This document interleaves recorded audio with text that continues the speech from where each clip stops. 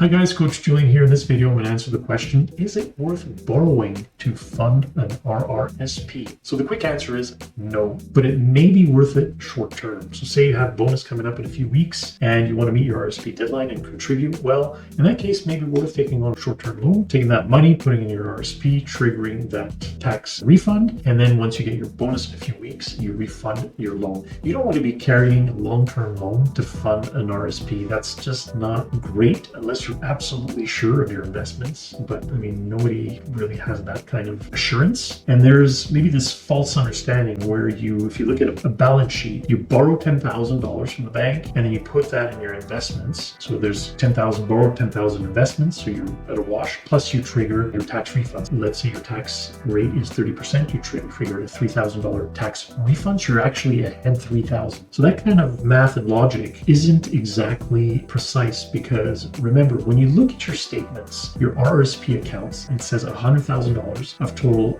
assets and cash. That's not how much money you're going to end up getting, okay? Because that amount will be taxed. It's false to think that you got $10,000 investments and that will wash with a $10,000 loan.